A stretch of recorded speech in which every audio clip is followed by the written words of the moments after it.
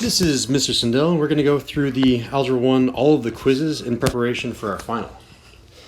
All right, Anatoly, what do we got? So the first thing that I notice about his problem is that we have two numbers that are both the same. Whenever you have the same base, then all you have to do is you use your properties of exponents. If we have multiply here, that means we are going to add these numbers for the power. So this is really going to be 4 to the power of 7 plus 2, and 7 plus 2 is 9, so this is just 4 to the power of 9. Final answer. Box it. Next, again, I'm noticing that we have the same base, 6 and 6, which means our new rules, we subtract 24 and 13. So our answer here is going to be 6 to the power of 24 minus 13. And that's going to be 6 to the power of 11. Final answer, box it. Number 2, write the following with only one base. So when I have this is just another property of exponents, when I have a power to another power, I'm going to multiply these two numbers. So I'm really going to have 8 to the power of 5 times 4, and that's going to be 8 to the power of 20. Final answer, and I'll box it. For part B, there's two ways to go about this. One way is to distribute the 3 to both of these. I think that's what Anatoly showed in his lesson. So that's one way. I'll show that. So it's 9 to the power of 3 times 4 to the power of 3. Although I think what he was after, since you're only supposed to have one base, the answer that I'm looking for is going to be first just multiply those two first and then just take it to the power of 3. So really just 9 times 4 is the problem here. 9 times 4 is 36. So it's really 36 still to the power of 3. That's the one that you should be looking for if that shows up in the final. Number 3 is doing the same type of thing. There are no instructions, so I'm not sure what I'm supposed to be doing.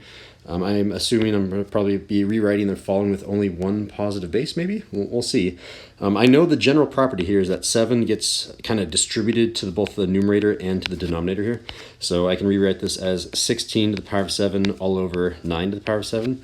I think that's what he's after, because I can't do anything else with the 16 and the 9. So I'm going to go ahead and call that as good as I can. There are two bases here. Nothing I can do here. Just as a heads up, that would be the one I'm looking for the final. But you could have also done something like this. You could have done 16 to the power of 7 times 9 to the power of negative 7. I can bring this denominator up to the numerator if I make this 7 into a negative 7. Again, every time that you flip-flop the sides, it flips to the top. You just multiply by a negative for the power. Number 4, it's looking like number 1, right? I have the same base and they're dividing, so 4 minus 7. This one is a little bit more challenging, probably more likely to show up on the final. This one is going to be 4 to the power of 4 minus 7. Again, whenever I have division, I'm going to have subtraction. And when I subtract, I'm left with 4 to the power of negative 3, which is okay. Oh, it's not okay. He said he needed a positive, I think he meant to say positive power, because you're always going to have a positive base. I mean, it's 4, it's not going to change. But if he meant to say positive power, then this is not a positive power, and there is a way to do that. You can think of this as 4 to the negative 3 over 1. Anything can be over 1, right? And then I can flip-flop. I can say, okay, switch the numerator and denominator, and when I do that, I'm going to get a 1 over a 4, and now instead of having a negative 3, I'm going to have a positive 3. Positive 3. I think that's probably what he was after. And yeah, so I'm kind of seeing that with part B here. The only thing that is left to do is think of this thing as really 7 to the power of negative 3, divided by 1. And then I can flip the fraction. I can take the reciprocal. I can switch these two, and then this is going to become a 1 over that 7, but now to the power of a positive 3. And I think that's the answer that he's looking for. So let me go ahead and box both of those. So box and box. Number 5, last problem on Anatoly's quiz. Rewrite the following with only one positive base, and fractions are fine for the base. So I think, again, he meant to say positive power instead of positive base. I will be making that change on my final if I choose this problem. And again, this negative 4 just means switch the top and the bottom. I used to have 11 over 4, but I'm going to take the reciprocal, and that's now going to be 4 over 11.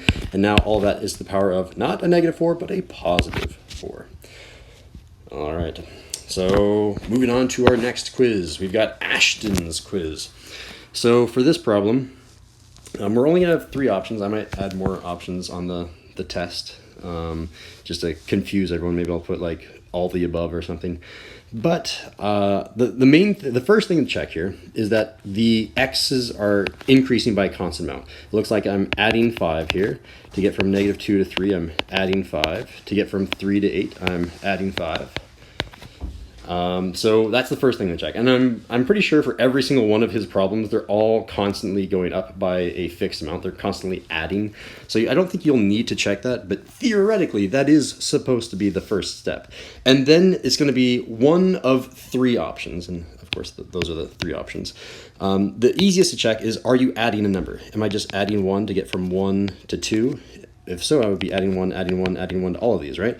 2 plus 1 is 3 and not 6, so I'm not adding 1. That's incorrect. So I can come back here and erase that, or maybe I'll just cross it out. I'll show my work, right? That's wrong. Well, maybe I'm multiplying.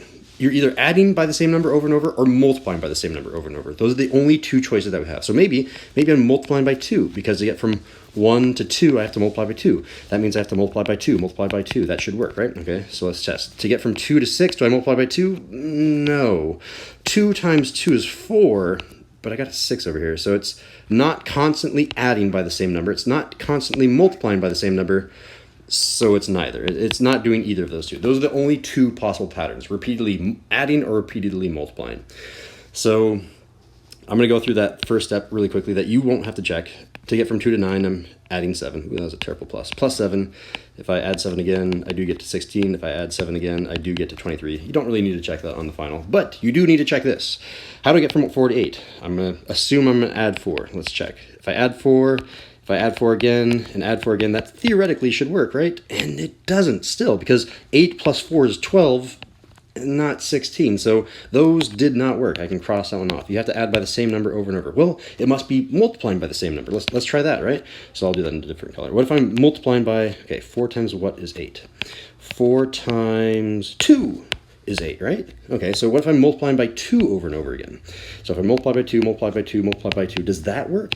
So let's see. 4 times 2 is 8. Okay, good.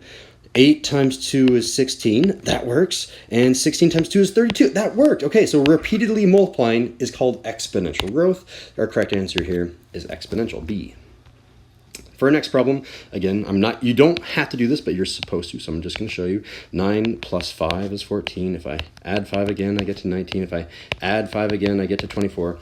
If this pattern didn't work, there's a lot more complex math that you have to figure out, but I'm not going to go through that because he didn't put it on his quiz. Okay, how do I get from 13 to 16? Let's try the easiest option. Do you just add 3? Because that'd be nice. If I add 3 over and over again, I can write a little bit neater. Plus 3, plus 3, plus 3, does that work? Well, let's check. Okay. 16 plus 3, oh, that is 19. Good. What about 19 plus 3? Oh, that is 22. Okay, well, if I'm constantly adding by the same thing over and over, that's called linear growth. That's option A. Perfect. I can finish my arrow here. I'm on to, he doesn't have problem numbers. I think that was problem number 1, 2, 3. I'm on to problem number 4, which means I have one more after this one. Again, I'm just going to make sure, double check. Does it constantly add by 3, add by 3, add by 3? It looks like it does. Okay, so you don't really need to check that, but let's go ahead and do this. Okay, how do I get from -2 to -1? Well, I could add 1. If I add 1, that works. And then that means I would have to add 1 again. And I can already see -1 plus 1 should be 0, but I get a 1. So that one didn't work. And even over here is even easier, right? 1 plus 1 should be 2, but you get a 4. So that one didn't work, and that one didn't work, so it's not linear. We can cross that one off. But what about exponential? Maybe I'm multiplying. Well, how do I get from -2 to -1 by multiplying? I could be multiplying by a half, because half of 2 is 1. That means I have to multiply by a half, multiply by a half. So let's see, what is half of 1? Half of 1 should be half. Oh man, we got a 1. And half of 1 is definitely not 4. Okay, so it's not that one either. If it's none of them, then it's going to be neither. It's going to be option C. So that was problem number 4. I think the next page will have problem number 5. Yep, let's call that problem number 5. Let's check to make sure that we're adding by a constant number in the x's. If I'm adding 5 here, adding 5 here, yep, adding 5. Okay, it's constant numbers for all of these. That's good news for us. Okay, maybe I'm just adding by number. What if I'm just adding 27? Because 27 plus 3 is 30. That means I have to add 27. Add 27. Does that work? Well, no, because 27 plus 30 should give me 57. But it's 300. Okay, so that one didn't work, and this one won't work either. Well, maybe I'm multiplying. Let's try that. So 3 times 10. 3 times 10 gives me 30. That means, let's try it, right? Let's say times 10. Times 10. Let's check. 30 times 10, yeah, times 10, the shortcut is add another 0. Well, 30 with another 0 is 300. Add another 0, you get 3,000. That is what's happening. Whenever you're repeatedly multiplying, that's called exponential growth. So that's option B. Moving on to our next quiz, Claire's quiz. Solve quadratics by taking the square root. So this one, you're just kind of following PEMDAS. I'll write it up here on the screen for you. Please excuse my dear Aunt Sally. Just as a heads up, multiplication and division are on the same rung, so they both happen simultaneously. You just go left to right. If you see division first, do division first. If you see multiplication farthest to left, do multiplication first. And addition and subtraction are also on the same rung in terms of priority. When I'm solving, I'm trying to go backwards. I'm trying to go from the bottom to the top. Do I see any addition or subtraction I can undo? Oh yeah, I have this subtraction that I can undo right here. So I'm going to undo the minus 1 by adding 1 to both sides. That will cancel that one off. I'm left with x squared then. On the right-hand side, 24 plus 1 is 25. And now I have this e to undo, this power of 2 to undo. To undo a square, I'm going to square root both sides. When I'm doing that, I'll do that in a different color. When I square root, the square root and square, those are gone, and I'm left with just x, and I have, every single time that I square root, I have to have a plus or minus. So the answer here is going to be plus or minus. Okay, the square root of 25 is 5. So there's our answer. You can write it like this, but on the quiz, I'm going to be writing it like this. You can have two answers. The answers are -5 and 5. So those are the two answers. The way that I'll write it is x is equal to the set of numbers. And what are the numbers in here? -5 and 5. So that's what I'm looking for right here. I mean, all of these are potential answers. Every single of these 3 rectangles, these boxes are answers, but this is going to be the official form that's going to be on the final because that's what's the most mathematically accurate. All right, number 2, kind of doing the same thing. Reverse PEMDAS. I see some addition, this plus 3 that I can undo. So let's undo plus 3. I'm going to subtract 3 on both sides of our equal to sign. When I do that, the 3 is gone. I'm left with a 2x squared. On the right, I'm left with 75 minus 3 is 72. All right. What do I want to undo first? Do I want to undo the square or the 2? Well, the 2 is a multiplication and the square is an exponent. So I want to undo the multiplication first because we're going from the bottom to the top. So I'm going to undo this multiply by 2 first. I'm going to choose a different color, divide by 2, divide by 2. When I do that, those 2's are gone, leaving me with just an x squared. And 72 divided by 2 is 36. I'm going to run out of room, so I'm going to move up here.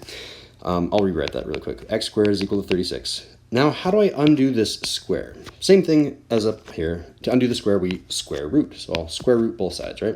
So if I come over here, do a different color, square root the left side. As soon as you do the square root, though, you have to have a plus or minus, which means our final answer is going to be x because the square root and square cancel each other out. Those were gone. Those are inverse operations, so that's why they cancel each other. This is now going to be plus or minus. Well, the square root of 36 is 6. So the way that I'll be writing it on the final is x is equal to the -6 and it's equal to the +6. So it's the set of numbers including -6 and 6. There is our final answer. Box it. You want me to make a nice box? Okay, well, slightly better. Number 3. Again, kind of reverse PEMDAS. And you might be thinking, but Mr. Sindel, there's a +1 and a +5. Well, you undo the +5 first because technically you have to undo the parentheses first. And to undo the parentheses, you have to undo the square. So here's the way that we're going to undo this. Undo the 5, then undo the square, and then we have unlocked the parentheses. Then we can undo the +1 using PEMDAS. So doing that a little bit quickly now. So I'm going to subtract 5 from both sides. And that's going to leave us with x plus 1, that quantity squared, is equal to 36. And now I'm going to undo the square by square rooting both the left and right side of the equal to sign.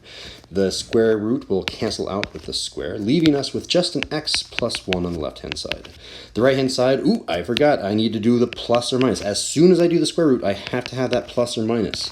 The square root of 36 is 6. And now I really have two equations. Let me rewrite the two equations. I really have x plus 1 is equal to the negative 6, and I have x plus 1 is equal to a positive 6. I'm going to solve each of those equations. Again, that's one option, and that's the other option. There are two things that come from this equation. Both of these are going to be solved the same way. I'm going to subtract 1 on both sides. Subtract 1, subtract 1, subtract 1. And by doing that, these 1's cancel out, these 1's cancel out. I'm left with just x. I'm left with just x. And over here I have a negative 6 minus 1, which is a negative 7.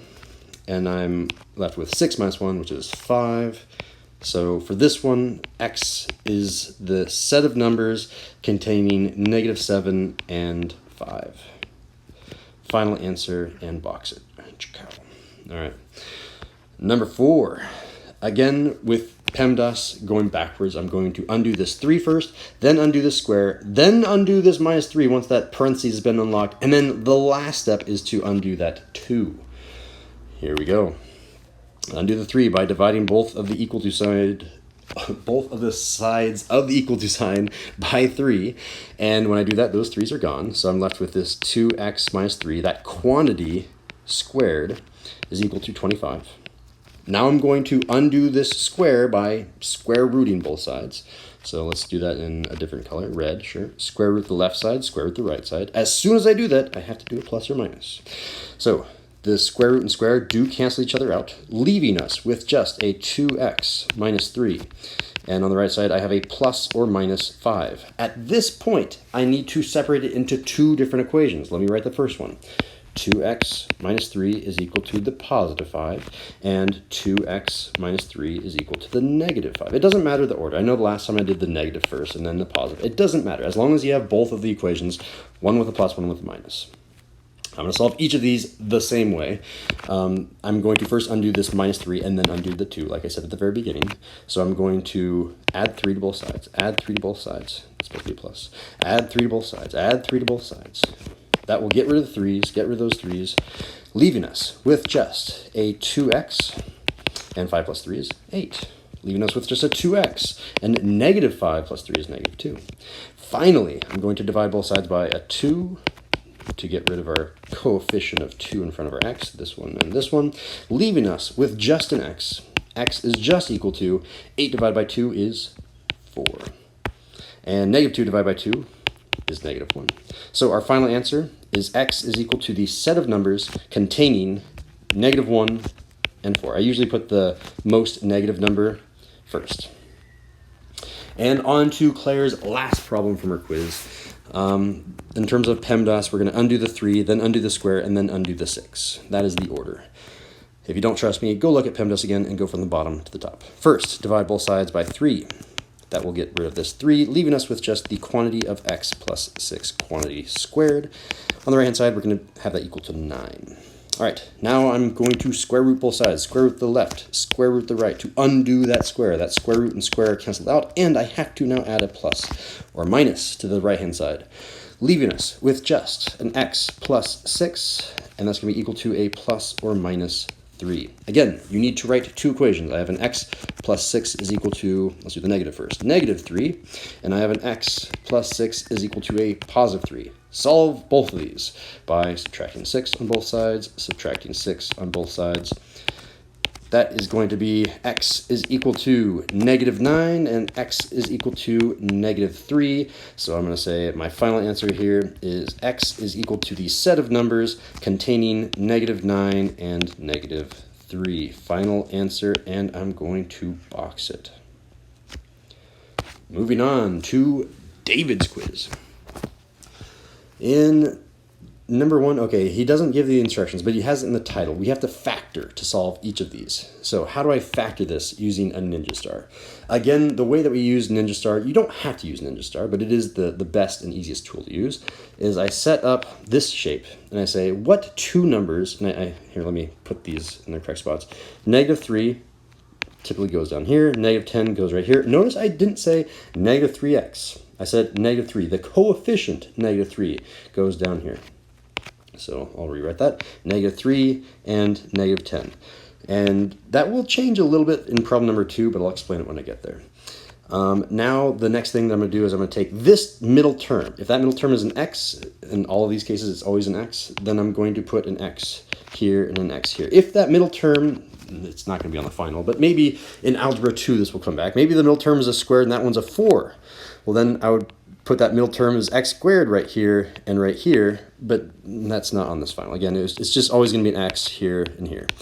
So now I'm going to ask myself the question, what two numbers, and those two numbers are going to be here and here, this number and this number, what two numbers multiply to get -10, but also add to get -3? And I do this in the order that I said it.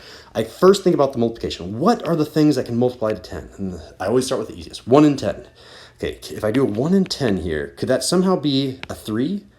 I don't even think about the negative. I just think of a 3. There's no way with 1 and 10 to add or subtract to get to a 3, so that's out. What about 2 and 5? Oh yeah, 2 and 5 somehow can get a 3. That feels right.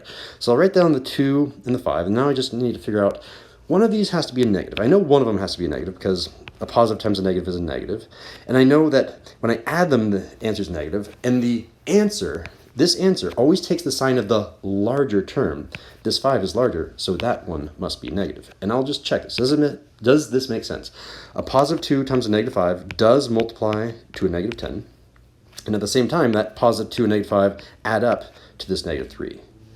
And then I can just write my final answer. I'm going to kind of use this fraction and this fraction. Technically, I have to reduce them, but they're already reduced in this case. And I have x plus 2. Again, that came from this pair right here. And that's going to be multiplied by x minus 5. And that came from this pair right here. And there is the first step in our process of solving. Just essentially what I've done is I've rewritten this left-hand side into these factors. This and this are the same things. And then I just rewrote the 0, right? Now I can solve. And this is using officially the zero product property. But the general idea here is if this thing is 0, 0 times anything is 0. And if this was 0, 0 times anything is 0. So if this is 0, that's a solution. And if this is 0, that's a solution. You could do that algebraically, but what I tell students by this point in their Algebra 1 careers is just think of a number. What number would you put in here so that this whole thing is 0? And the answer is -2. If this number is -2, -2 plus 2, that makes that whole thing 0. So you can just skip right down to it. You can say, okay, x is -2. Kind of the same question. What number do I plug in for this term to make this, what number do I plug in for this x to make this entire linear factor 0? Well, if I plug in a 5 here, 5 minus 5 is 0, so that is their other answer. X could be 5. If you're not comfortable dealing with that terminology, you can do it the more hardcore and longer way. You can say, okay, x plus 2, and I'm just going to rewrite that and say that has to be equal to 0, and then x minus 5 has to be equal to 0, and then for each of these I'm going to minus 2 on both sides, and then I'm going to add 5 on both sides. That will cancel, and then I rewrite this and say x is equal to 0 minus 2, which is -2, x is equal to 0 plus 5, which is positive 5. That's using a lot of algebra. Just do it with logic. What number do you have to plug in here to get that thing to be a 0, right? That's much easier, I think. All right, number 2 is difficult. It's difficult for two reasons. The first thing is it has the 0th step, the first thing that you should have been doing. Up here in problem number 1, I jumped right into a Ninja Start. That is often not the case. Often you have to factor out what's called the greatest common factor, the GCF. You have to look and say, can I divide each of these 3 terms by a number? Because if I can, I should do that. And in this case, you could. You could divide each of these by 2. Check it out. If I divide that one by 2, divide that one by 2, divide that one by 2, that works because that's even. Each of these terms is evenly divisible by 2. They come out to nice whole numbers still when I divide by 2. If it comes out as a decimal, that doesn't count. But 14 can be divided by 2, 12 can be divided by 2, 4 can be divided by 2. And right now you might be thinking, well, is that the biggest one? Because you said the greatest common factor. Can I divide by 4? 4 divided by 4 is 1. 12 divided by 4 is 3. But 14 divided by 4 is not a nice number. 14 divided by 4 is 3.5, and that doesn't count. It has to be a whole number. So if I can divide each of these by 2, then do it. And I'm hand waving this a little bit. there's a more technical way that you're supposed to do this, but for now, I'm just going to say it's the final. I'm teaching you the fastest possible method. If I'm dividing the left-hand side by 2 and I'm dividing the right-hand side by 2, there it is, then it's legal. And this is cool because 0 divided by 2 is 0. This is asking the question, if I have 0 pieces of pizza and 2 friends to split it among, how many pieces of pizza does each friend get? 0 still. 0 divided by any number is 0. So this right-hand side is still 0. And what I've done is I've just divided each of these numbers by the greatest common factor. So let's do that, right? 4x squared divided by 2 is 2x squared. 14x, not squared. 14x divided by 2 is 7x. And notice that I'm going to copy this sign too. This is a plus. I'm going to bring that plus sign down and say that's still a plus. And 14 divided by 2 is 7x. And then finally, I'm going to copy down this plus and say, okay, 12 divided by 2 is 6. So I'll say plus 6. Cool. Okay, so that was the first trick. And I told you that there are 2 tricks, 2 things that make this harder. The first one was remember to divide by the GCF. The second thing is that's not the same number. Look up here. In number 1, we had no number out front, no coefficient. Technically, the coefficient was 1, I guess. But now the coefficient is 2. That makes it a much harder problem. So there's a new, and technically the way we were doing it last time is still true. The way that you're setting up Ninja Star this time is you are going to multiply this first number and this last number, and that's going to go up here. And that's technically what we were doing, but let me show you. So if I multiply 2 times 6, that's 12. That's going to be 12 up here. The bottom of this Ninja Star is the same thing as the bottom for our last case. This bottom is still going to be 7. Again, never copied on the x. And notice that that's really the same thing that we're doing in the last problem, because this was a 1 in front of the x squared. 1 times this negative 10 is still negative 10. I was really multiplying those numbers. I just didn't say that. In this case, I have to be explicit and say, yes, you multiply the first and last numbers together and then put that in for the top. And then, again, same step. This middle x is the thing that I'm going to put here and here. And I asked the question, what 2 numbers multiplied by 12 and also add to 7? Start by going through factors of 12. Let me try 1 and 12. There's no way for 1 and 12 to get to 7. Let's try another one. 2 and 6. There's no way for 2 and 6 to get to 7. What about 3 and 4? Oh, 3 and 4. That seems like it's right. Because if I do 3 and 4, I don't even have to change the signs of the negatives or anything, because a positive times a positive is a positive, and a positive plus a positive is a positive. We're done. There's the answer. So I can kind of rewrite it out here. I'm now changing the form of this problem, well, technically this problem, and rewriting it over here. And I'm just going to say, this is now x plus 3. Oh, I've made a mistake. And it's a good learning moment. First of all, I'm human. I make mistakes. I'm glad I caught it right now instead of later down the road. I did put this middle term here and here, but that was only half of what I was supposed to do. I am also supposed to take this first number and put it before each of these x's. Technically, I should have a 2 in front of each of these because that leading coefficient is a 2. I messed that up. And that's important because the final step here is to reduce this fraction and reduce this fraction. 2 over 3, you can't reduce that. No matter what you divide the top and bottom by, it's always going to stay 2 over 3 if you want to avoid decimals. But this fraction on the right, I could divide the top and the bottom by 2. Because 2 divided by 2 and 4 divided by 2 comes out to a non-decimal. It comes out to a whole number. So I'll do that. I'm going to say divide the top by 2, divide the bottom by 2. That's going to be x over 2. And this one stays 2x over 3. And these are my answers. Those are the things that is going to be replaced in here. So I'm going to say this is going to be 2x plus 3 times the quantity of x plus 2. And now I have to copy down everything else. I have to copy down that plus 0, so I'll say, or sorry, equals 0. So I'm going to say that this is still equal to 0. So what just happened? Let's review.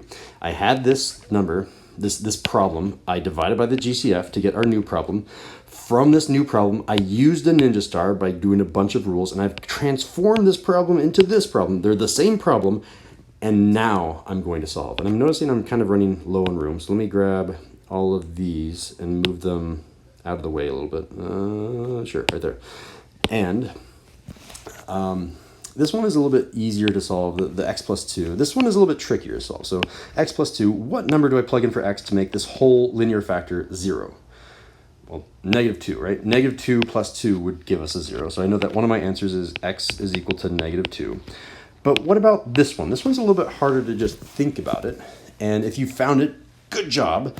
And if you can't find it, let me do it the long way. The long way is tried and true. It will still work. I'm going to set that thing, set this 2x plus 3, set that equal to 0. And I'm going to run out of room, so let me preemptively move this somewhere where I have more room. And I'm going to solve. I'm going to subtract 3 on both sides. I'm going to get 2x is equal to negative 3 because those canceled out. Divide both sides by 2, and x is equal to negative 1.5. Or if you prefer fractions, you could have just left it as negative 3/2. So we have two answers. One answer, two answers, and I'm going to write it in that set notation again. Our final answer here is x is equal to the set of numbers.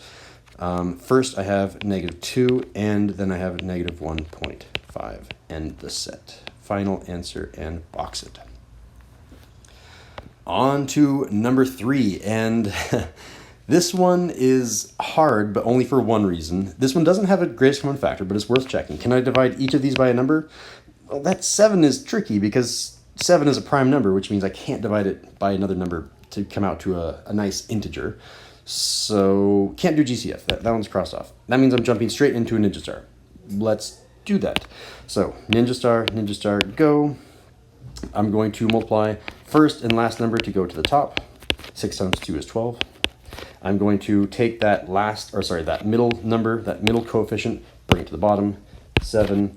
And I'll be careful this time. I will do both steps. This x comes down here and here. That's the first step. And then the second step that I forgot last time is I'm going to bring this 6 and put it as a coefficient in front of these x's. So this is going to be a 6x and a 6x. Now I'm ready to ask the question, what two numbers multiply by 12, multiply to 12, and also add to 7?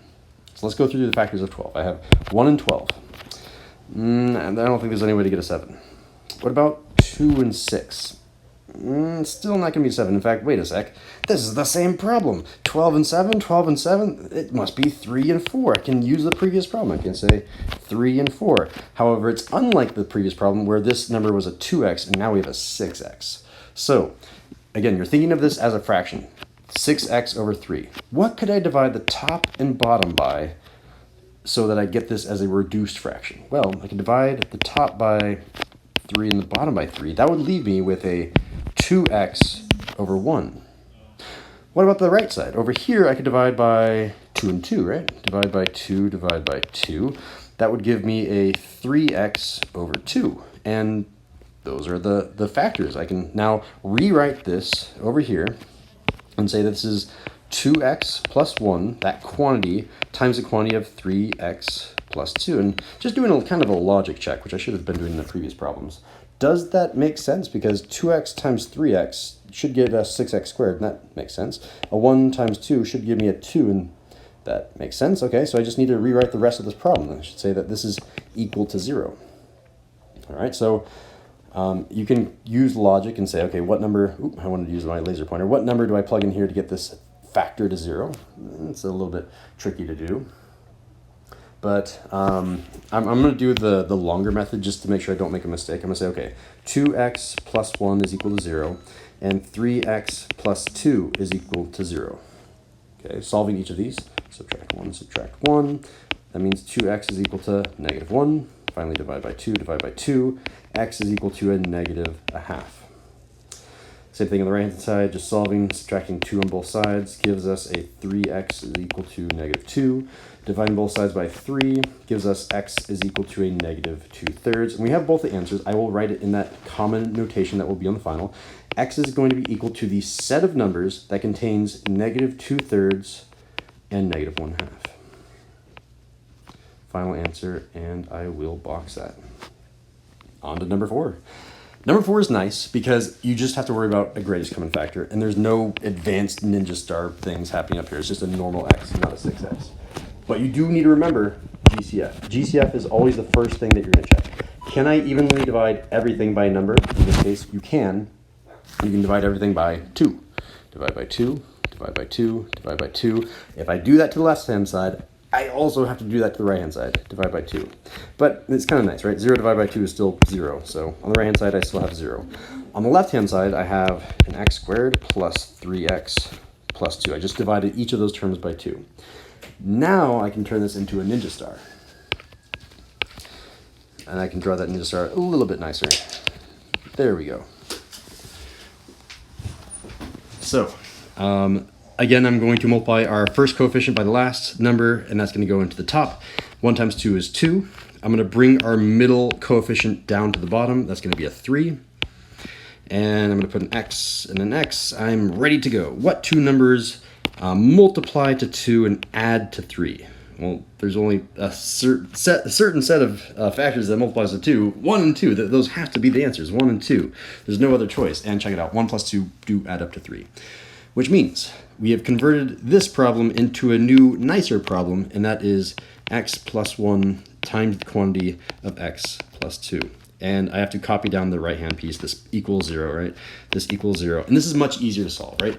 What number do I plug in for x to make this whole factor 0? Well, -1. So x is equal to -1. And what number do I plug into this x over here to make this term 0? Well, this x needs to be -2. So x is equal to -2. And that's our final answer. So x is equal to the set of numbers containing -2 and -1. End the set. My set notation is looking super lazy. It should be a nice curly brace like that. All right, and David, your last problem on your quiz was one of the easier ones. You don't have a GCF. I can't divide that first number by anything, and it's just a nice normal ninja star. So thank you for giving us another easy one. I'm going to have, technically I'm multiplying 21 times that 1 right there to get to the top. And I'm bringing that -10 into that bottom. So I'm going to say -10 down here.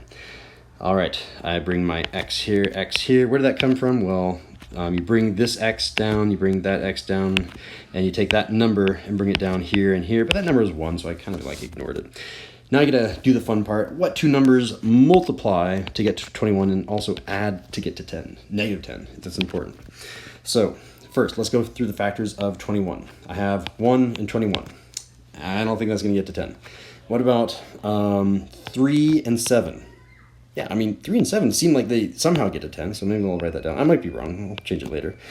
3 and 7. Well, 3 times 7 is 21, but they don't add a -10. What if I made one of them negative? Well, if one of them was negative, then this would be a negative, because a negative times a positive is a negative. What if both of them were negative? What if I did that? Because then a negative times a negative is a positive. That works. And now a -3 plus a -7, yes, that adds up to -10. We've got it. So I can now rewrite the problem as x minus 3, that quantity, times the quantity of x minus 7 is equal to 0, instead of this thing being equal to 0. And just like before, what do I need to plug in for x to make that whole factor 0? Well, if I plug in x equal to 3, that'll make it 0. And if x is equal to 7, that will set our next linear factor to 0. So in that normal notation, x is equal to the set of numbers containing 3 and 7. Final answer, and box it. Moving on to Eric's multiplying polynomials. All right, this one is a little bit more straightforward. We can go a little bit faster. So the way that I've always done this one is to make an area model. So I'm going to put one of the random polynomials, sure, right here, x squared plus 4, x squared minus 6. Doesn't matter which side you choose. And I'm going to multiply x squared times x squared to get this value right here. This is going to be x to the power of 4. Why? Because we add the powers, 2 plus 2. And then I'm moving on to this cell. So to get this cell, I'm going to do -6 times x squared. Those two correspond to this spot. I get a -6x squared. And I get a 4x squared, I get a -24, and then I just add up all the area. So I'm going to kind of relist everything that's inside of the square over here to the right. I'm going to have an x to the power of 4 minus 6x to the power of 2 plus 4x to the power of 2 minus 24. And I'm basically done. The only thing I have to do is combine like terms. Remember, a like term means that you have the same variable, the same letter, and the same power. So any other powers of 4? Calling all powers of 4? No. Any other powers of 2? Oh, yeah. Okay, these two are like terms. So I'm going to add those two together. So I'm going to rewrite x to the power of 4. I have a negative 2x to the power of 2. Whenever you combine like terms, you keep the power. The only thing that changes is the coefficient. I have negative 6 of those. I have positive 4 of those. You can think of that like an apple, right? That's a peach. This is an apple. So negative 6 apples and 4 apples adds up to negative 2 apples. And then there's no other like terms with negative 24. So I just rewrite minus 24, and I'm done. I can box that answer. Moving on to number 2. The area model is going to be a little bit different. It's going to be a little bit longer. I'm going to have 3 on one side, 2 on the other. So I'm going to do 1 plus x over here, x squared. Whoa, that was a terrible square. There we go. Minus 5x minus 6. And again, multiply all the way through. 1 times x squared, 1 times negative 5x, negative 5x. 1 times negative 6, negative 6. X times x squared. Okay, this one's a little bit tricky because remember, this power here is technically a 1. So let me put a 1 here to remind ourselves. That's a 1. And I'm going to add the powers. A power of 2 and a power of 1 adds up to a power of 3. I have x to the power of, I want to go in blue though. I have x to the power of 3 here. And then I have a negative 5x to the power of what? And just check it out again. Power of 1 plus a power of 1 adds up to a power of 2. And then finally, I have negative 6x here. All right, so I'm going to rewrite all of the inside of the area up here, and then I'll combine like terms in a sec. So I have x squared minus 5x minus 6 plus x to the power of 3 minus 5x squared minus 6x. All right, what are my like terms? What's the biggest power? Let's start with that first. X to the power of 3. Any other x to the power of 3s? No? All right, I'll just rewrite the x to the power of 3. I can kind of like cross that one off to remind myself. I use that one. All right. X to the power of 2 is next. So I have 1, 2, and look at the signs in front of them. So I have a negative 5 in front of this one. There's no sign in front of this one, so assume it's a 1. So it's a 1 minus 5, which is a negative 4. I have a negative 4x squared. So I can cross off both of those to remind myself I used both of those. Ready? The next power down is just x to the power of 1, which is that one and that one. Let's go look at their coefficients. I have a negative 5 and a negative 6. That adds up to a negative 11. So it's going to be negative... Ooh, I want to go back to blue, though. I have a negative 11x to the power of 1, or just x. I can cross out that one and that one, leaving me with just this minus 6. So I say minus 6. So I do want it to be in blue to make it look relatively nicer. And that's as far as I can go. I box that answer.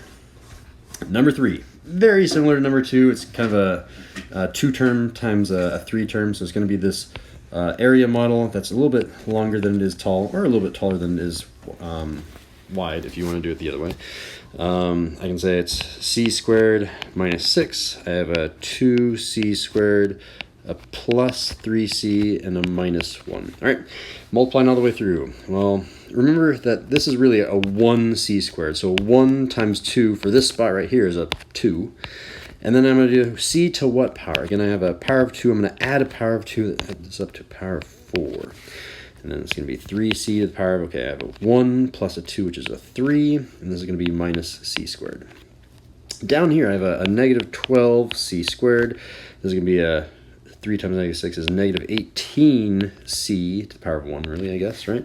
And negative 1 times negative 6 is a positive 6. All right, rewrite all that, and then we'll combine like terms. I have a 2c to the power of 4 plus 3c to the power of 3 minus c squared minus 12c squared minus 18c to the power of 1, I guess, plus 6.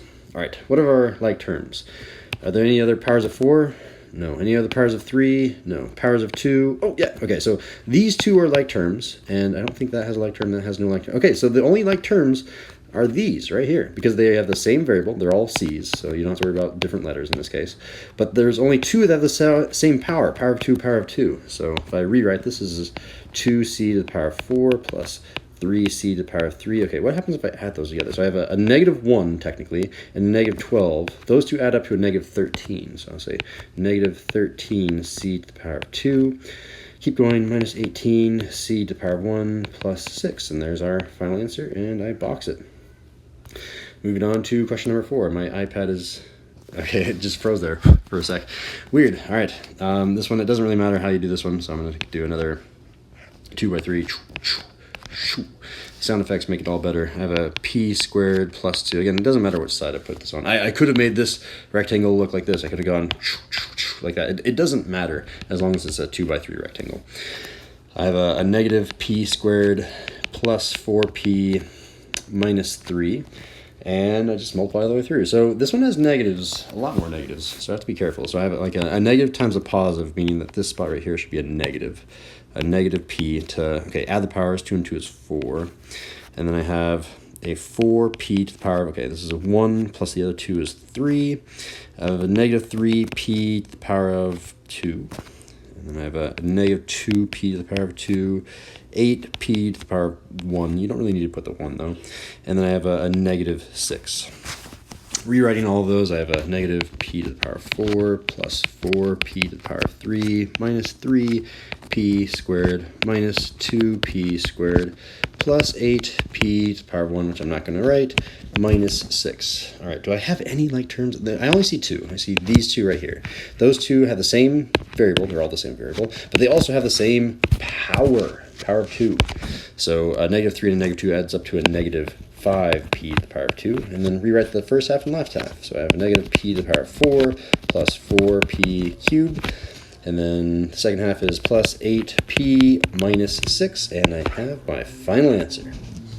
Last problem from Eric's quiz, another multiplication problem. You had a lot of these to practice on. We got 3 by 2. Yet again, I have a 2 minus 5y. I have a y squared plus 6y plus 9. The first thing that I notice is that all of these are going to be positive, and all of these are going to be negative. I know that because all of these are positive, so I don't have to worry about the sign. Positive versus negative means positive versus negative, right? So now I just have to worry about multiplying. I don't have to worry about the sign. I have a 2y squared, a 12y, and 2 times 9 is 18. For the bottom, I have negative 5y to what power? This is really power of 1, so 1 plus 2 is 3. Why am I doing 1 plus 2? 1 plus 2, right? Just making sure. 5 times 6 is 30. Y to the power of 1 plus another power of 1 is y to the power of 2. And negative 5 times 9 is negative 45y. All right, we've got all our area. I just need to rewrite all that area. Then I'll do combined like terms in a sec. So 2y squared plus 12y plus 18 plus, oh, not plus, it's minus 5y cubed minus 30y squared minus 45y. All right, do I have any like terms in here? Okay, I do. It's only these again. This one and this one are the only 2 like terms because of the same power of 2. So let's do that one first so I don't make a mistake. I have a negative 30 and a positive 2, which is a negative 28. So negative 28y to the power of 2. What's the y to the power of 1? Where's that one? Oh, there it is. So it's plus 12y. So plus 12y. Remember to take the sign in front. There was a plus sign in front of the 12y, so that plus sign went in front of the 12y. It stays in front. And then where's the number, the non-y? Okay, so that's 18. Take the sign in front, so it's plus 18. Plus 18. And then rewrite, there's some y to the power of 3 out there somewhere, I bet, right? Where is it? Oh, yeah, there it is. It's 5y to the power of 3. Ooh, didn't mean to hit that button. And take the sign in front of it, the negative. So negative 5y to the power of 3. Negative 5y to the power of 3. And do we have a y to the power of 4? No? All right, that must be it then. Go ahead and box it. And that concludes Eric's quiz. On to the next. All right. Israel. Graphing. Okay, so these are kind of fun. There's 2 different forms that Israel has on his quiz. He has this one that is called the Vertex. What was this one called? The zero form? I don't even know. Factored form, I think is probably the name of it. In factored form, I know it's factored form because there's 2 things being multiplied. 2 things being multiplied, right? That's factored form. 2 things being multiplied, that's factored form. But on this side, he doesn't have 2 things being multiplied. He does not have 2 things being multiplied. That's a different form, which I'll talk about later, just to recognize the difference between the 2 forms. So in factored form, this one, you just graph the zeros first. So I have a 0 at x is equal to negative 9 and x is equal to negative 3. Why did I write negative 9 then? Negative 3. Why are those zeros? Because what number do you plug in for x to make this term 0? A negative 3 in for the x would make it 0. That's why I call it a 0, which is a synonym, another word that means x-intercept. So I have an x-intercept at negative 9 and negative 3. So let's count. I have 1, 2, 3. All right, so that's going to be our first one. So 3, 4, 5, 6, 7, 8, 9. And there's our second one. Okay, so we have both of those x-intercepts graphed. And halfway in between is always going to be the vertex. So let me go ahead and make a line. I mean, halfway in between looks right about, you guys can see it, like right there, right? So I'm going to go ahead and make like a dash line to remind myself. Somewhere, I don't know what height it could be. It could be a height right there, right there, right there, right there. I don't know where it is, but I know it's somewhere on that line is going to be the vertex. And that's the hard part about this problem. How do I find that vertex? And the only way to do that is you take this spot, which happens to be at, that's 3, 4, 5, 6. At 6, this is technically -6 right here. If I plug in, I'll actually write that down. This is a -6. If I plug in that -6 into both of these x's, I can figure out what that height is. So let me rewrite this entire problem. I don't really care about the left side. I mean, I could do it to make it formal, sure, why not? But I really care what is going on with that right side when I plug in -6 in the spot for these x's. So let's do that, and I say f of -6 is equal to, I still have that 5/9, which is kind of annoying, but we'll deal with it. And then here comes the -6. -6, then plus 9. And that's not an x anymore, it's a -6 still plus 3. And you'll know that you did it correct if these two numbers are the same number, but one is positive and one is negative. Let's check it out. So this one is a +3 and that one is a -3, which means we did it correct. And don't forget about your 5/9. I'll put it right here again, 5/9. All right. The first thing I'm going to do is the 3 times -3. I think that's the easiest. So this is now going to be equal to, still have that 5/9, annoying, but there it is. This is going to be times, okay, well, a negative times a positive is a negative. So this is going to be a negative, and 3 times 3 is 9. All right, so there's our problem. And because I have a fraction on the left, I'm going to make this one into a fraction as well. Fraction times fraction is much easier. So divided by 1, make it into a fraction. Okay, and check this out. So this is a cool little trick that you can use. Whenever you're multiplying fractions, you see the same number. It's called cross-canceling. Just cancel them out. So I'll actually write that in red. Say, that's gone, that's gone. You still have a negative to worry about. So treat this as like a -1.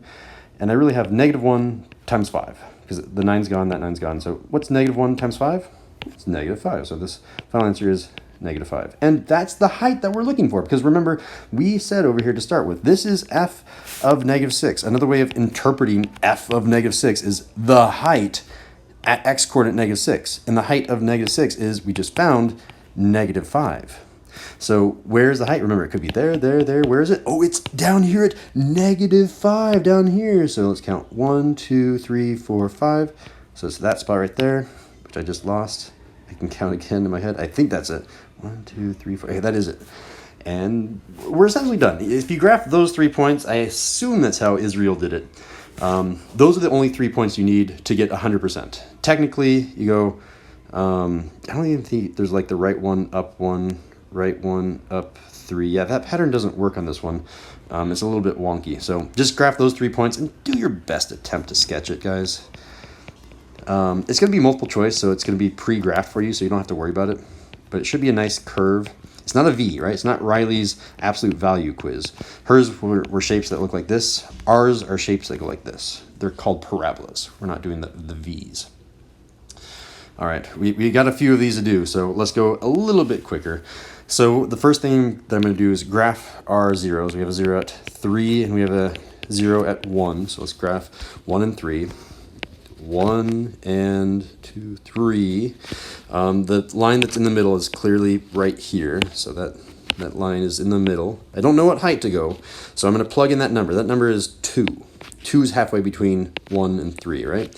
So I'm going to plug in 2 over here, and I'm going to get our new problem. This is saying f of 2. The height at the x-coordinate 2 is -4 times, okay, plug it in for x. It's not an x anymore, it's 2, then -3, times the quantity of 2, -1. All right, if I did it right, these parentheses should both be opposite numbers. So I have a -1 and a +1. They are negative numbers. Don't forget about the -4. -4 times -1 is a 4, times 1 is 4. So the height at 2 is 4. That's the vertex. So that height is going to come back up here somewhere. I'm going to count up 1, 2, 3, 4. So that spot right there is our vertex, which I lost again because I looked back and forth. And you've got our graph. So again, if you're doing it on Israel's quiz, you should have tried to sketch the graph. It kind of looks like a V, but it's technically supposed to be a parabola. It's just a really, really narrow parabola. The way that my calculus teacher always taught me is like, yeah, when I'm serving glasses of champagne at my daughter's wedding, I'm going to have these glasses of champagne that are, a 4 right here, because they'll be nice and narrow. You don't have to put very much champagne in the glass. But if you're a really rich person, you'll put like a fraction. You'll have lots of champagne in the glass. But a 4, that's me. I'm the cheap guy. My wedding's going to have very little champagne. Just a random story that I remember from my calculus teacher. He's awesome. Steve, still love you, man. All right. Coming here to number 3. Oh, this one is the easiest out of all of them. All right. So we get these x x-intercepts at -3 and x-intercept at +1. So -3.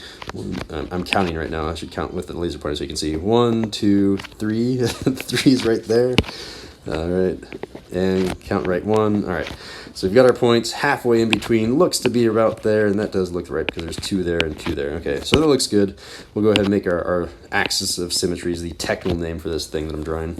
And that happens at -1. So I'm going to plug in -1 over here. So g of -1, where is that? Well, plug in -1 for x plus 3. Plug in -1 for x minus 1. And that's going to turn in, they should be opposites, right? Inside parentheses should always be opposites. A 2 and a -2, that works out. Which is a -4, and I just graph a -4. So I'm just counting down here. 1, 2, 3, 4. There's the spot that I'm looking for. Let's come back here to our pen tool. Come here to blue. -4, and again, just kind of sketch this one out if you're working on the packet with me, right? Sketch out that parabola. It's supposed to be a curvy parabola, not a V, but I'm not the best artist, but I try to make it as curvy as possible. Number 4. All right, so now we're into the different form. This one only has one thing, quantity squared. This is called vertex form. Why? Because it's really easy to find the vertex. Over here, the vertex was the last thing that we did. Now it's going to be the first thing that we do. And to find the vertex, you do, oh, what happened there? You do the opposite of this in terms of the left and right direction, and then you go up and down that amount. So the instructions here is telling me, you would think this means right 1, but you do the opposite of that. You go left 1, left. That's a number 1 right there. And this means down 2. And you graph that from the origin. If I'm starting here at the center, that's called the origin, I go left 1 and then down 2. This spot right here is the vertex. That's where I'll graph the vertex. And then what you can do is the pattern. The pattern is always go right 1 and then up, up 1. Right 1, up 3. Right 1, up 5. Right 1, up 7, etc., etc., right? But Israel's changed it on us. It's not the normal pattern. It's the normal pattern times 3. So I'm going to multiply 3 by each of these numbers, and I'll get my new pattern. I'll call this the new times 3 pattern. I'll get 3. 3 times 3 is 9. 5 times 3 is 15, and by then we're off the graph. So I don't have to worry too much. So I'm going to go right 1 up 3. So I'm going to go right 1 up 1, 2, 3. So there's our first point right there. And then I go right 1 up 9. So right 1, go up 9. 1, 2, 3, 4, 5, 6, 7, 8, 9. It's almost off the graph. He gave us just enough time. And then I can use the axis of symmetry. Again, the axis of symmetry always goes through the vertex, and you kind of mirror this point over to this spot, and then the same thing for the other point. So I have this point, and I have this point. Yeah, that looks right. And then you do your best attempt to sketch the graph. Sketch the graph. It's supposed to be nice and curvy. There we go. And another vertex form, and we're done. Again, just reading out the instructions. You should try it on your own. You should be pausing the video if you really care about learning the math. And if you don't care, you just want to see the answers, that's also fine. All right, this is saying, don't go right. Do the opposite. Go left. 4. How do I know it's left and right? Well, the x-axis goes left and right. That's how I memorized it. And then up here, this is saying go up 1. Up 1. So from the origin, I'm going to go left 4, up 1. So left 1, 2, 3, 4, up 1. And there's the spot that we're looking for. Left 4, up 1. All right, so there's the vertex, and then we do the following pattern. Notice that there's no number out front, which means it is the default pattern. It's this pattern. Go right 1, up 1. So I'm going to do that. Right one up 1 is right here. Go right 1 up 3. Right 1 up 1, 2, 3. It's going to be right there. So graph that one right there. And then go right 1 up 5. So go right 1 up 1, 2, 3, 4, 5. Just barely on the graph. And then you can kind of use the axis of symmetry again, and then kind of mirror them over, mirror them over, mirror them over a little bit farther. And you get our other points. And we have our parabola. Go ahead and sketch the graph, and we are done with Israel's quiz. Nice. Moving on. And we got Josue. Oh yeah, so Josue had one of the easier quizzes. Lucky guy. He got a pick early, didn't he? Sketch the shape of the graph of the function. So you only have 2 choices, really. I'm going to have 4 somehow in the multiple choice. I don't know how I'm going to get 4. You're either going to have a graph that looks like that, or you're going to have a graph that looks like that. So this one is, you're always going from left to right, because in the English language, we read from left to the right. We read this direction. From the left to the right, am I getting bigger or am I getting smaller? I'm getting bigger. I'm getting higher, right? I'm getting growth here. So this one's going to be growth. And then as I go left to right on this one, I'm going down. I'm going down and down and down, which means I'm decay. And the only thing that matters, as Jose did a very apt job in his lesson, that number never affects anything for the problems that he chose. If you do a negative here, it does affect it quite a bit. But he chose positive numbers. He's a nice guy. But this number, underneath the variable, is the thing that is the most important. This number, and I'll actually write this down because I want to leave this here. This 0.5 is less than 1. If it's less than 1, then it's going to be decay. Final answer. There's the graph of decay. So it's not growth. I'll cross that one off. It's not that graph right there. And you just kind of do that over and over again. So I just say, okay, that number is underneath the variable t. That number right here, and I'll write it because that's the answer. This is the work that I expect to be shown, by the way. You might be thinking, oh, Mr. Snell, I just need to circle growth and be done. No, you need to say, okay, that number is the one that I care about, and it is bigger than 1. Now you've shown all the work that you need to do. If it's bigger than 1, then it's growth. Done. All right, the number underneath x is right there. That number, is it bigger or less than 1? Well, compare it to 4 over 4. 4 over 4 is the same thing as 1, right? And it's 7 over 4, which is bigger than 1. So we'll say 7 over 4 is bigger than 1. And if you prefer the shortcut in math, we typically say that 7/4 is bigger than 1, like that, greater than 1. I know a lot of students struggle with the inequality notation though, so I wrote it out in words just in case. But you can say this work too for your quiz. If it's bigger than 1, it's growth. It's A.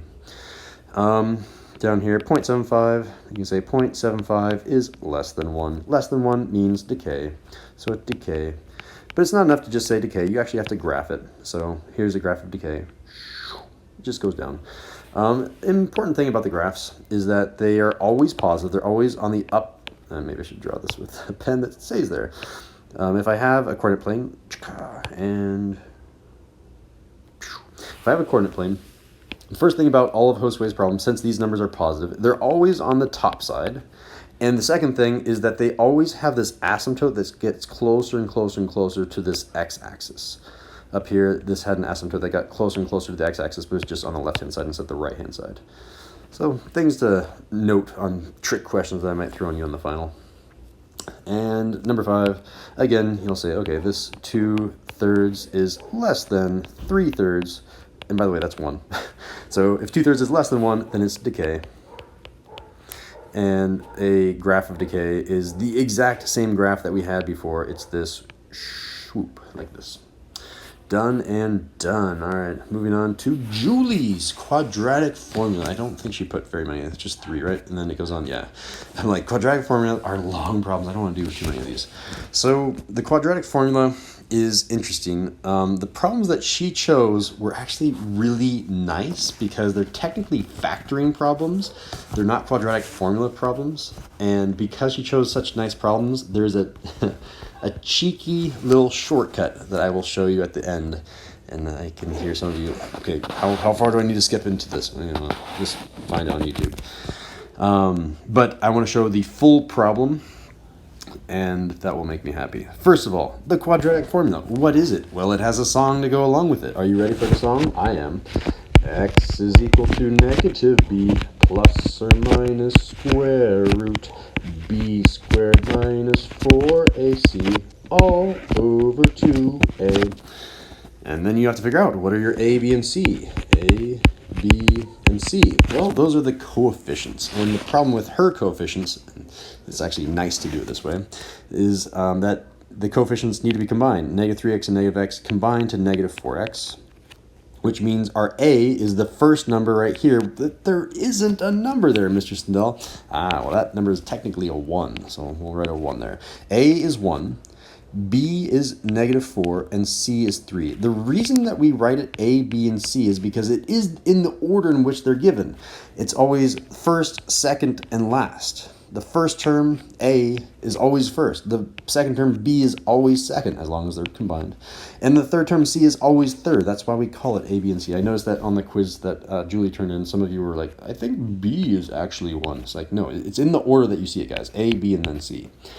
So when you're doing this problem on the quiz, you now plug in. Negative 4 goes in for that b, and I can now say that x is equal to negative 4 plus or minus square root, not b squared, it's negative 4 squared minus 4, then a is 1, and then c is 3, all over 2, and then a is going to be 1. Cool. So I just plugged in all the numbers. I'm taking all these and I'm plugging them in for the B, the B, the A, the C, the A, right? And now I gotta simplify. So negative times a negative is a positive. So I think I can fit it up here. Yeah, x is equal to positive 4 plus or minus. That's going to be a smaller square root once we simplify. So it doesn't matter if I have the negative or a positive, because it's always going to be a positive if I square it. So 4 squared is 16. Minus, and then 4 times 1 is 4. 4 times 3 is 12. So I'm going to do minus 12. Minus 12. All over 2, all over 2 in this case, right? And just keep simplifying all the way down. X is equal to 4 plus or minus. All right, 16 minus 12 is 4 all over 2. And that's going to be 4 plus or minus 2 all over 2. And that's going to turn into 2 different answers. Our first answer, let's do the plus, right? So I do plus, then I'm going to get 4 plus 2. That's 6. Then I have to divide by 2, which is 3. I get 6 over 3. Why did I say 6 over 3? 6 over 2, which is 3. There we go, Mr. Sindel. And what happens if I do 4 minus 2? 4 minus 2 is 2. And then I have to divide by 2. So I have 2 over 2, which is 1. Which means our answers are x is equal to the set of numbers 1 and 3. All right. And now it is time to reveal the shortcut. Because Julie gave it to us in such a nice way, she purposely tried, well, maybe accidentally, tried to show you the answers in the factored form. Because this problem is taken from a factoring problem on Khan Academy, meaning they set it up for you to do factoring by grouping, which maybe I'll show you in number 2 because I'm kind of tired of doing the quadratic formula. I'll show you a little shortcut that you're allowed to use on the final, kids. But notice that our answers were 3 and 1 down here, 3 and 1. They're kind of like the opposites of those numbers. So there's your shortcut for the kid, for the final, I keep calling it a quiz, is to take the opposites of those numbers. They're probably going to be the answers. So I'll go ahead and say I'm pretty sure the answers for this one is x is equal to the set of numbers 3 and 8. Because those are the opposites of the numbers that she gave us. Thank you, Julie, for making such an easy quiz. That was a negative 8.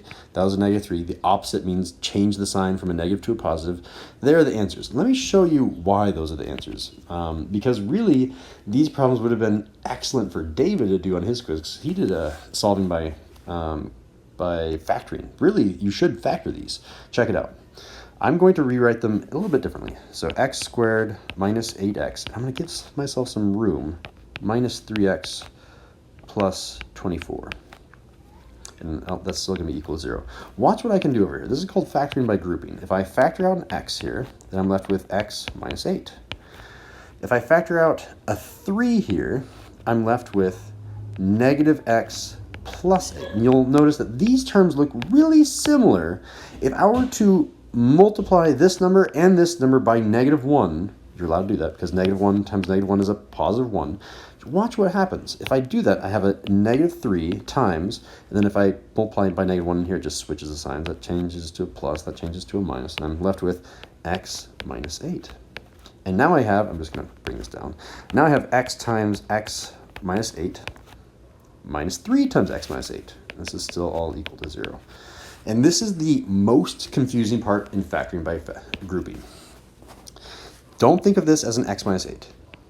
Don't think of that as an x minus 8. Think of that as something, a gift. A gift under a Christmas tree.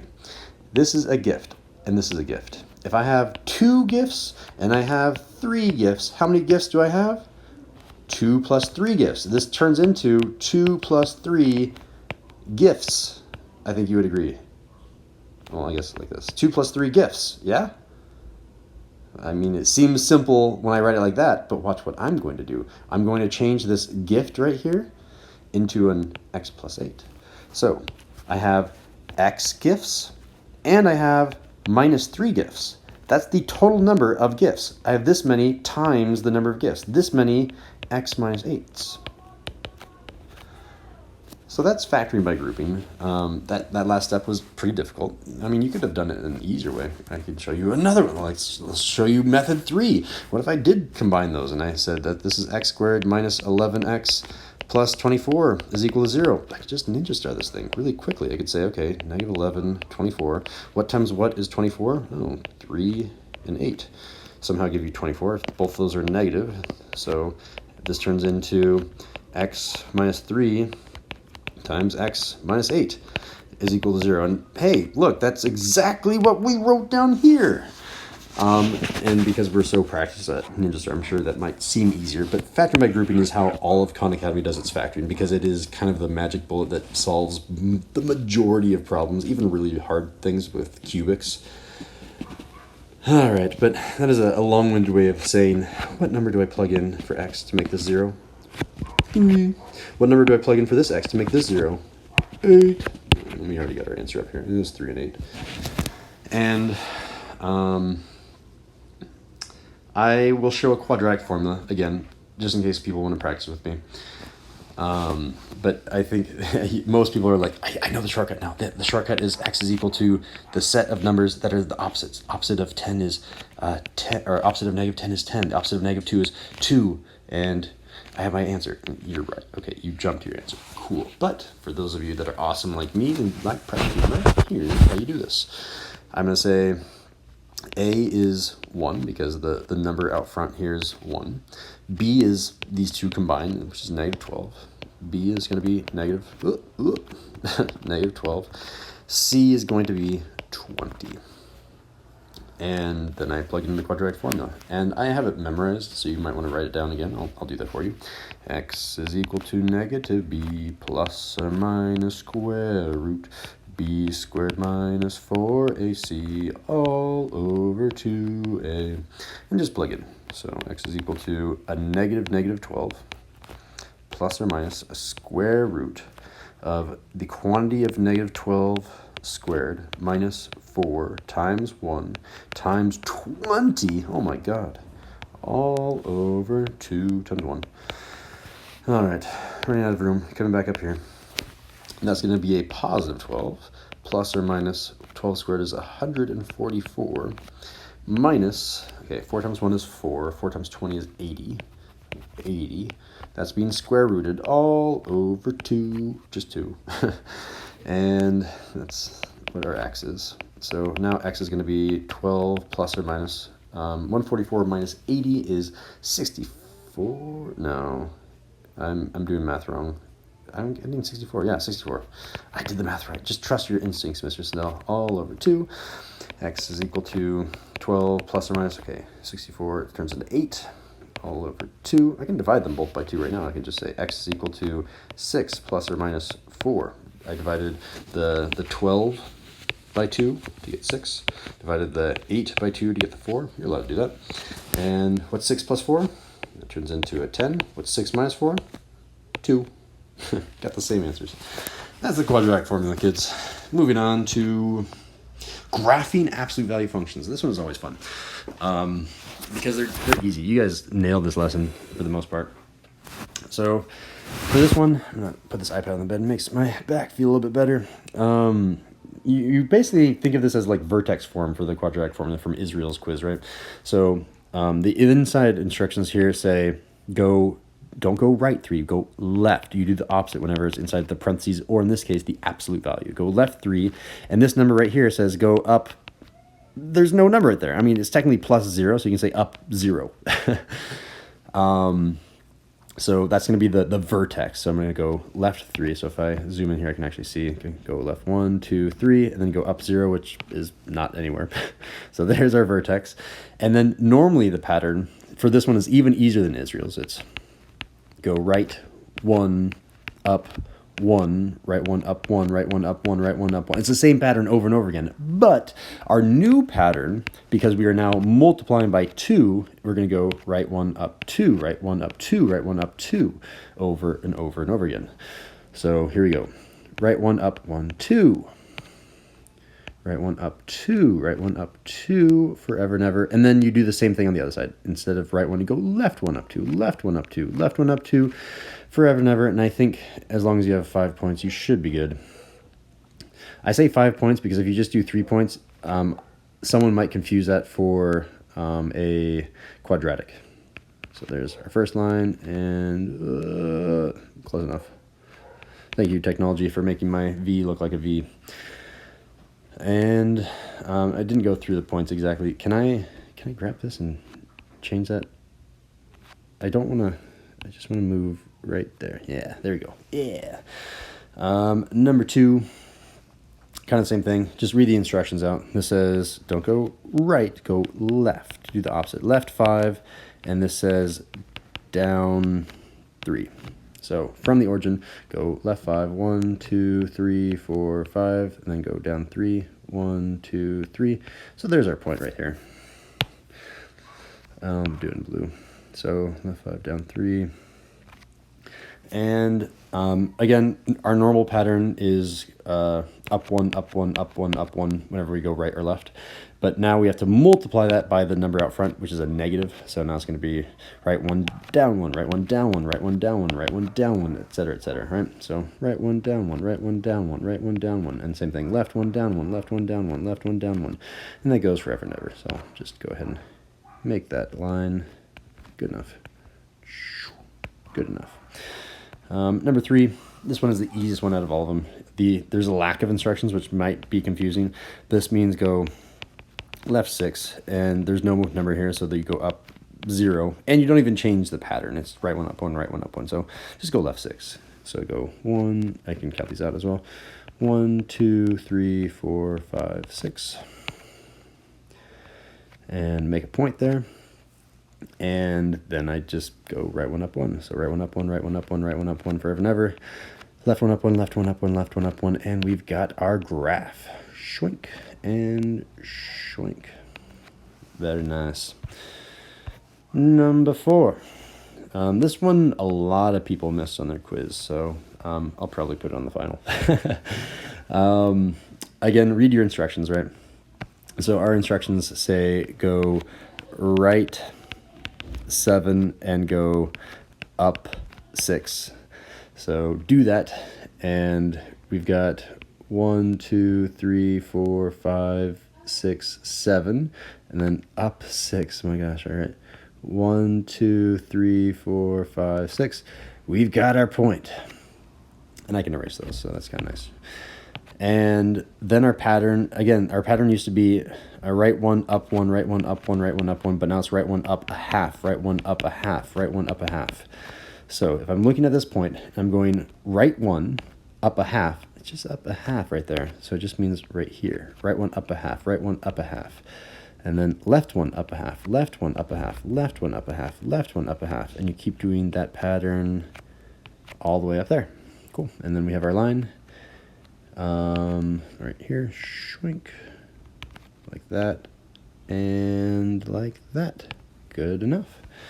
There's our absolute value function and our last problem for Riley's quiz. Just read off the instructions. Whenever it's inside the nth absolute value or parentheses, you always do the opposite. Instead of right 2, it's going to be left 2. And this minus 5 means down 5.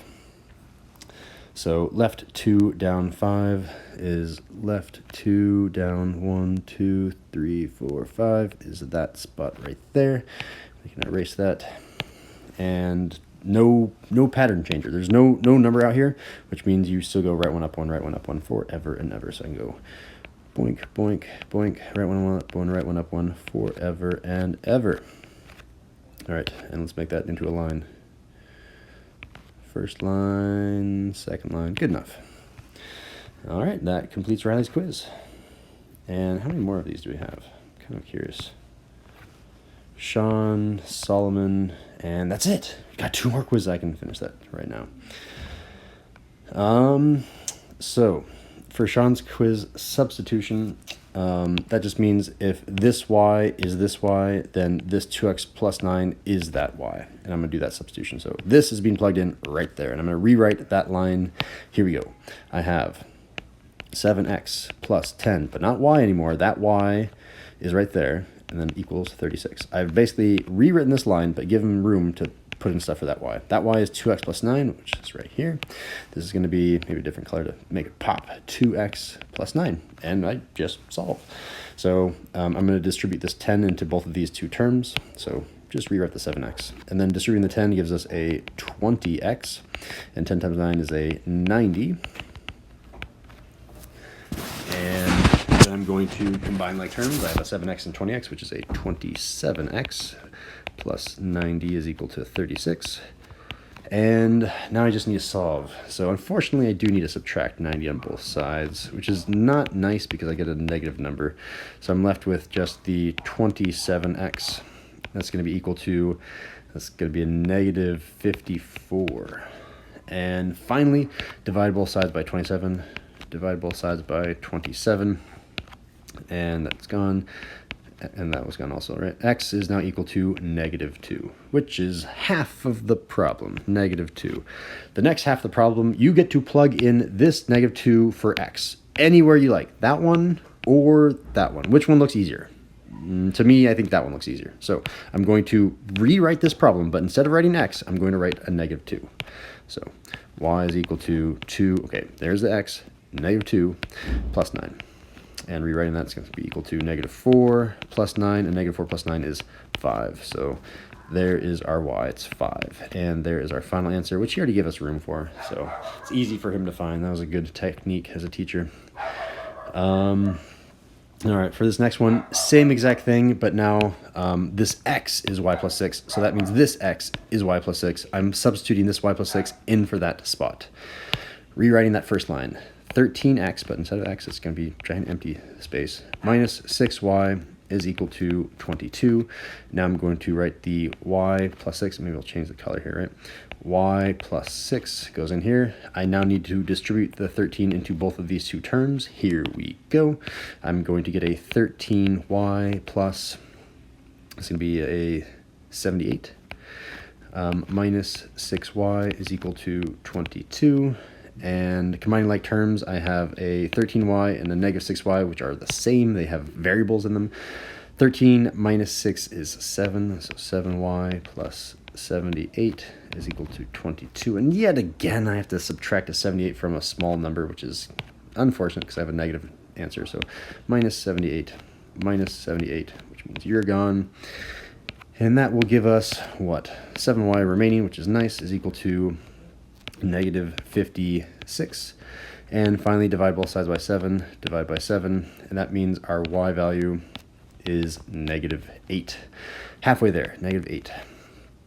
Now I plug in that negative 8 for y either in this y or for that y, or this y right here, sorry.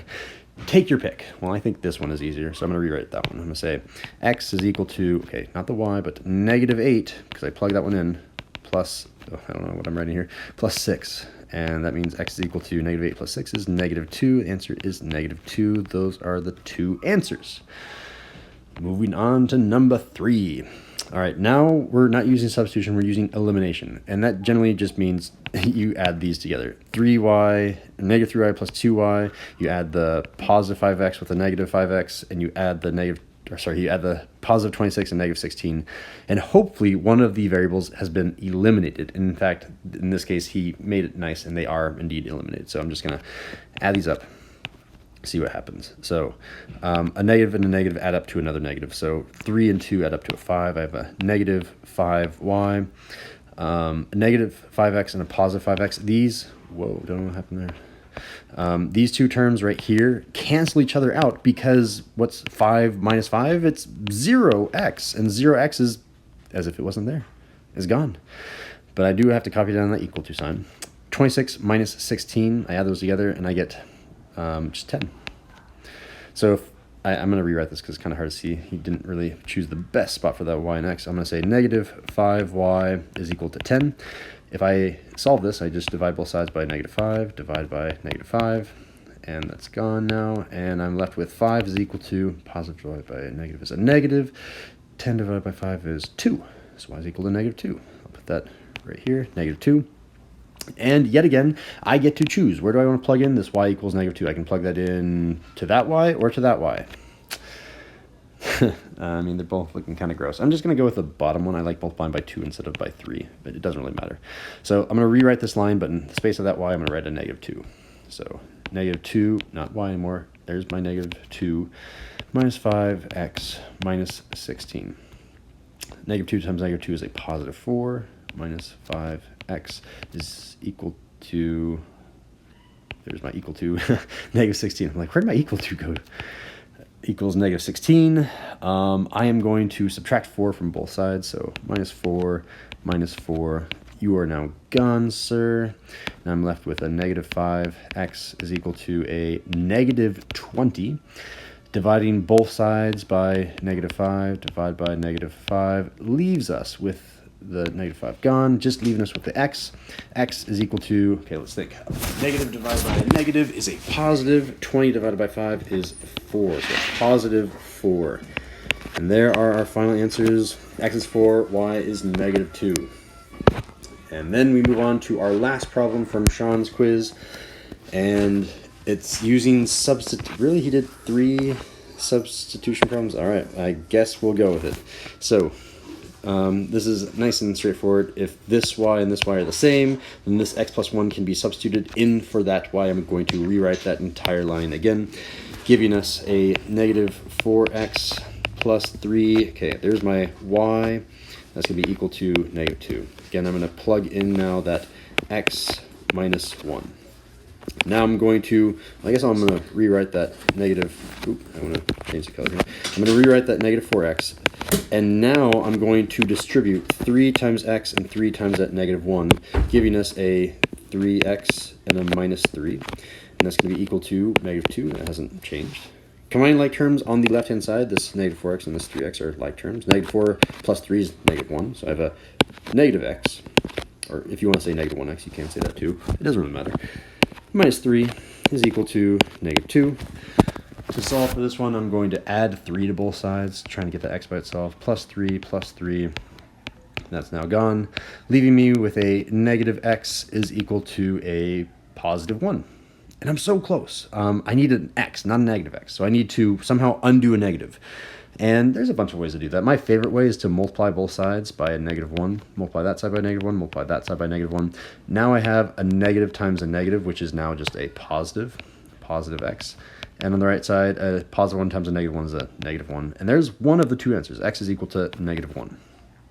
And if I know that x is negative 1, this x is also negative 1. So is that one, but that one's a hard equation to use. So let's plug x equals negative 1 in for that x and rewrite this equation just down here.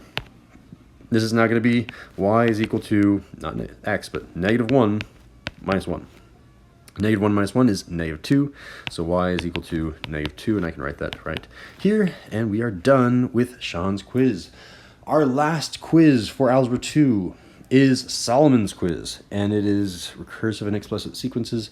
This one was kind of fun. So let me rewrite the rules. So this means start at 56, and then multiply, I can spell, multiply by a half. And he did do a good job in his lesson saying multiplying by a half is basically the same thing. This is the same thing as divide by 2. They're the same thing. I think dividing by 2 is indeed easier for most students to understand. So I'm going to go with that as well. So start at 56, then divide by 2 over and over again. Ready, set, here's the sequence. 56, divide by 2. 28, I think, right? 28 times 2 is 56, yes. Then divide by 2. 14, then divide by 2. Then 7, and then divide by 2. And then 3.5, and so forth, right? What were we even asking for? Oh, the fourth term of the sequence. Well, there's the first term. So that's number 1, 2, 3, 4. Okay, so the fourth term is 7. So there it is. You can just, there it is, 7. And just circle it. Number 2. So find the sixth term, and it doesn't have any more terms. So it seems to be doing what? Is it adding or multiplying? If I added 2, then add 2. Okay, sorry, I can't add 2 because 4 plus 2 is 6. So that's wrong. So I must be multiplying. Let's try that. So if I multiply by 2, multiply by 2, multiply by 2, I think that works because 2 times 2 is 4. 4 times 4 is, sorry, 4 times 2 is 8. 8 times 2 is 16. Okay, so I'm multiplying by 2 every time. Let me complete the sequence. I have 2, 4, 8, 16. 16 times 2 is 32. 32 times 2 is 64. 64 times 2 is 128. 128 times 2 is 256, and so far and so forth. Okay, so that was the first term, the second term, the third term, the fourth term, the fifth term, the sixth term, and oh, I only needed the sixth term. I'm reading right here. You only needed the sixth term. So there it is. It's 64. In box 64. Number 3. So there is a sequence, and it wants you to use that notation that he was teaching us. So just remember that this thing means, what is the first term? This means this, I don't know, there's a line right there. You can kind of ignore that. Here, you want to see a cool little trick that I have? I can change this color here to white, and then I can like scribble this out. Kind of like my whiteout. It's really asking us to say, what do we put right here? What's our pattern? What do we multiply each time to get from this term to this term? So this is kind of like the pattern. I'll just call this thing the pattern. So notice that the first term is negative 125, so that's going to come down over here. The first term is negative 125. That was a terrible 5 though, so I can rewrite that. I don't know how many people are looking at the static answer key without looking at this video. And then what do we do each time? We have to multiply. You're not allowed, notice that this doesn't say divide, it says multiply. So I at first glance, I'm like, oh, 25 divided by 5, divided by 5, divided by 5. You're right, dividing by 5 is the pattern, but he's forcing us, well, the pattern is forcing us to multiply. So we have to multiply by a fraction, and that fraction is 1/5. 1/5 of 5 is 1. And moving on to number 4. We need a formula for the geometric sequence. So geometric sequence, the general formula is it's going to be start times the multiplier. And this is going to be to the power of, if they're using the variable n, I'll use n as well instead of x. N minus the term, so blank number. I don't know a good thing to call this thing. I guess it's the nth term. So I'll say this spot is the nth term. It's not really the nth term. It's the nth spot. So you can do a bunch of things. Let me give you a few examples. So our start, no matter what, is negative 25, right? So I'm going to say negative 25 times, and then it looks like my multiplier. What am I multiplying by each time? Up here, our multiplier was 1/5. Over here, we're multiplying each time by 2 times 2 times 2. So our multiplier in this case is definitely going to be 2. And it's going to be n minus, okay. And this is the spot where you get to have some fun. What term did we start with over here? Did we start with the first term, the second term, the third term? We started with the first term, which means we're going to have n minus 1. What if we had started with the second term? Here's a different sequence you could have done. You could have said d of n is equal to negative 50 times 2 to the power of n minus, okay, well, which term do we start with now? The first term? No. The second term, which means our n is, or it's n minus 2 in this case.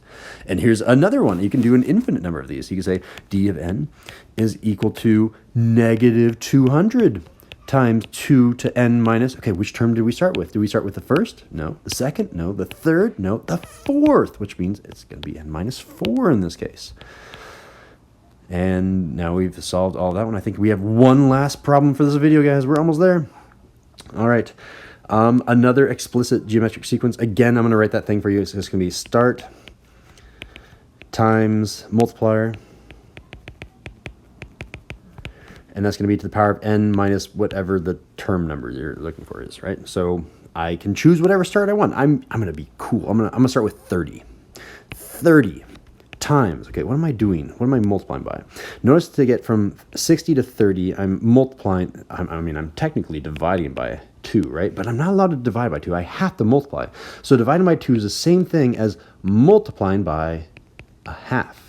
If I multiply by half, it's saying take half of the previous term. So my multiplier is really 1/2. And it's going to be to the power of n minus, okay, which term did I choose? Did I choose the first? No. Second? No. Third. It's going to be n minus 3. I assume most people are probably going to start with the first one because that's probably the easiest. So what most people would say here is a to the power of n, or something, not a to the power of n. A of n is equal to the first one, 120 times that multiplier, 1/2 to the power of n minus, well, that was the first term, so n minus 1. That's what most people, but all of those are answers. And guys, that's it for the final review video. If you've made it this far, give yourself a round of applause. Your parents will wonder, why the heck is my child clapping in his room by himself at midnight? But thank you for doing this. I will see you guys later. Good luck on the final.